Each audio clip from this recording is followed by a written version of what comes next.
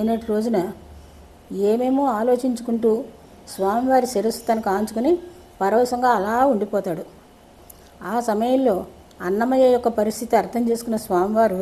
తనలో తానే నవ్వుకుంటూ,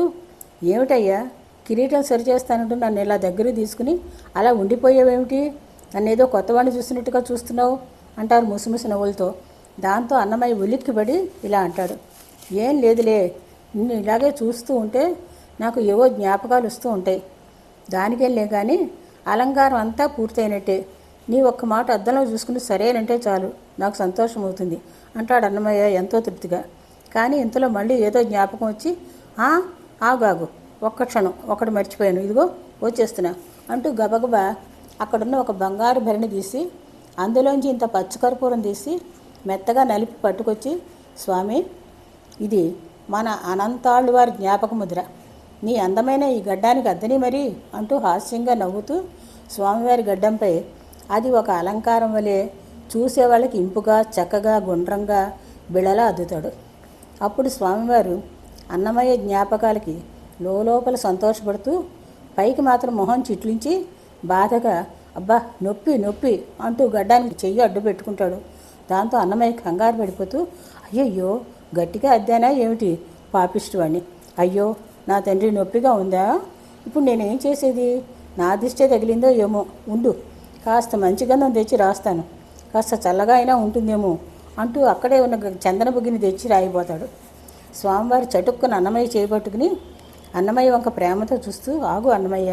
కంగారు పడకు, నాకేం నొప్పి లేదు, హాయిగా ఉంది, నువ్వేం కంగారు పడకు, ఉట్టినే ఊరికే అన్నాను, కాసేపు నిన్ను ఇలా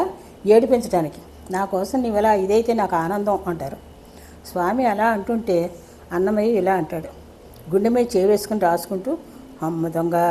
ఉత్తపుణ్యానికి ఊరికే నన్ను అలా ఆడలు కొట్టేసావు కదా, నిజంగా నొప్పి పెట్టిందేమో అని ఎంత అడిలిపోయానో, అసలే దెబ్బ తగిలిన చోటు చర్మం పల్చగా ఉంటుంది కదా, అందులో ఈ పచ్చకర్పూరం కాస్త గరగరలాడుతూ మొరుగ్గా ఉంటుంది, అది నేను ఈ హడావిడిలో రవ్వంత గట్టిగా అద్ది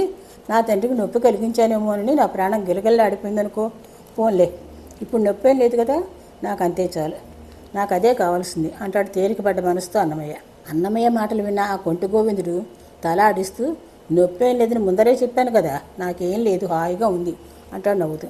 అది విన్న అన్నమయ్య ఇలా అంటాడు, చాలు స్వామి, చాలు, నీ హాస్యాలు, నీ ఆగడాలను, అవతల నీకు నేను చేయవలసిన పనులు ఎన్నో ఉన్నాయి,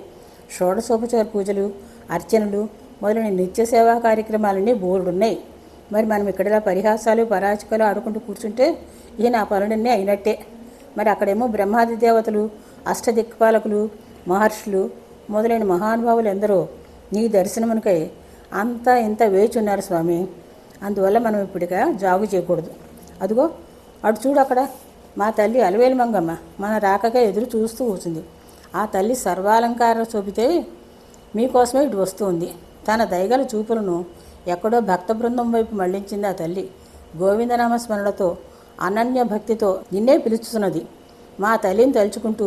ఆ 7 కొండలెక్కి నీ దర్శనం కోరి వచ్చి వారందరికి క్షిపర సుఖముని ఇచ్చునని నీ చెవిని వేసి వారలకు నీచే కొండలంత వరములను గుప్పించటకు ఎదురు చూస్తున్నది మా అమ్మ, అందువల్ల నువ్వు ఇప్పుడు ఆ కార్యకలాపాలకు సిద్ధంగా ఉండాలి, ఆ కార్యకలాపాలు అంటే నీకు మేము చేయి నిత్యసేవా కైంకర్యాలన్నమాట, అవన్నీ అయిన వెంటనే ఈరోజు వచ్చి భక్తులందరికీ నీ దివ్య దర్శనం ఇచ్చి వారందరినీ ధన్యాత్మలు చేయాలి అంటూ స్వామివారిని కాస్త తొందర చేస్తూ ఆయన చేతులు పట్టుకుని, షోడశ కళానిధికి షోడశోపచారములు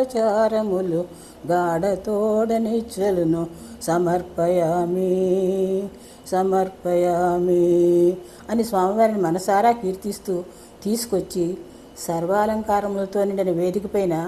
అలమేలు మంగా సమేతుడైన ఆ శ్రీ వెంకటేశ్వరుని కూర్చుండజేసి వైఖానసాగమ శాస్త్ర ప్రకారంగా స్వామివారిని పూజించి స్వామివారి దివ్యలీలలు తెలుపబడే సహస్రనామాలతో అర్చనలు చేసి సకల రాజోపచారములు, దేవోపచారములు, నృత్య గీత వాద్యములు అన్నీ మొదలైనవన్నీ యథావిధిగా జరిపించిన తర్వాత ఆ వెంటనే ప్రధాన వంటశాలలో మాతృశ్రీ వకుళ మాతాదేవి పర్యవేక్షణతో శ్రీవారి కోసమే అతి రుచికరంగా తయారైన పంచభక్ష పరమాణాలన్నింటినీ క్రమ పద్ధతిలో తెచ్చి వాటిని పేరున వరుసలుగా శ్రీవారి సమక్షంలో ఉంచి ఆరగింపు చేయడానికి సిద్ధమవుతాడు అన్నమయ్య. అది చూసి చిరునవ్వుతో స్వామివారు ఇలా అంటారు, మొదట వరాహస్వామికి నివేదన అయిందా అన్నమయ్య అని. ఆహా, అయింది స్వామి, అది ఎలా మర్చిపోతాను. ఏ సందేహాలు లేకుండా స్థిమితంగా హాయిగా ఆరగించు తండ్రి అంటూ అన్నమయ్య పరిశుద్ధ జలమును సకల పదార్థముల మీద గాయత్రి మంత్రం చెబుతూ ప్రోక్షించి స్వామివారికి ప్రేమతో ఆరగింపు చేయబోతాడు. కానీ స్వామివారు మాత్రం దేనికోసం అటు ఇటు చూస్తూ కాస్తంత గునుస్తూ ఆరగింపుకి ఇష్టపడకుండా అన్నమయ్య వంక చూస్తూ కూర్చుంటారు. దాంతో అన్నమయ్య కంగారు పడిపోతూ, ఏమిటి స్వామి, ఏమైంది, ఆరగించకుండా ఇలా చూస్తూ ఉండిపోయారే, ఏం కావాలో ఏమిటో చెప్పు తండ్రి, నీకు ఎలా కావలిస్తే అలా వడ్డిస్తాను, మారం చేయకుండా ఆరగించు తండ్రి, నీవు ఆరగించకపోతే మా తల్లి కూడా అలా చూస్తూ ఉండిపోతుంది. మరి చూడు, ఈ చక్కెర పొంగల్ మీద మరి కాస్త కమ్మని నెయ్యివైనా, లడ్డు జిలేబీలు అయినా, అవేం కాకపోతే ఈ వెన్నముద్దు చూడు, పులిహోర మీద వేస్తాను, చక్కగా నంచుకు తిందండి అంటూ పాపం అన్నమయ్య ఒకటొకటే తెచ్చి చూపిస్తూ ఎంతో ప్రేమగా తినిపించిపోతాడు.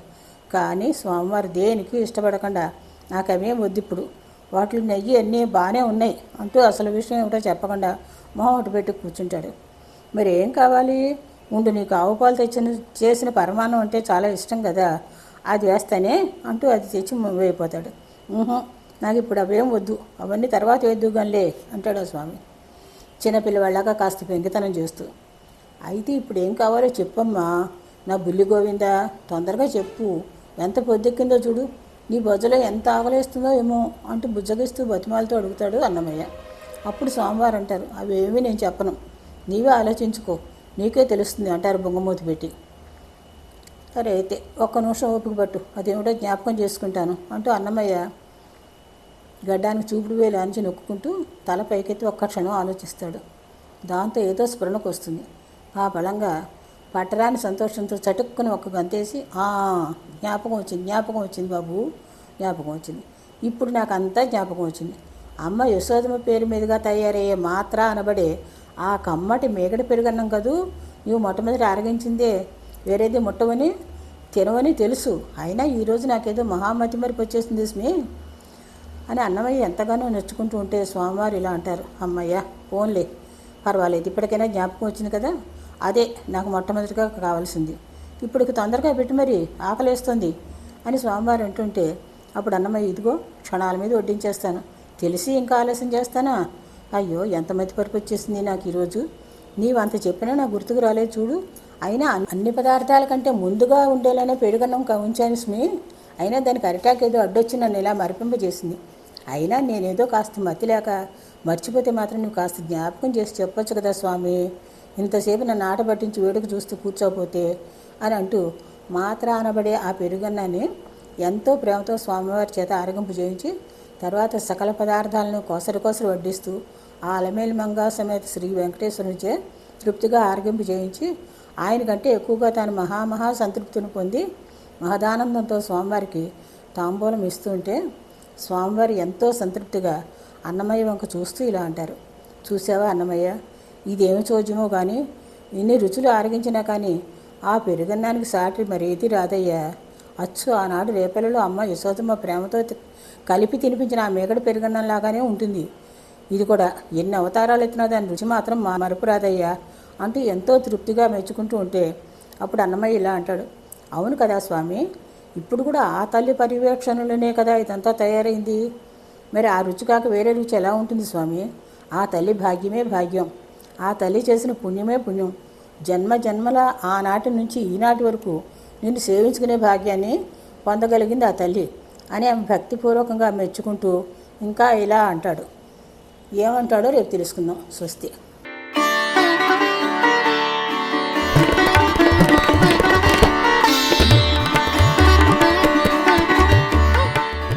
Thank you for watching this video. If you enjoyed it, please hit the like button and the bell notification icon.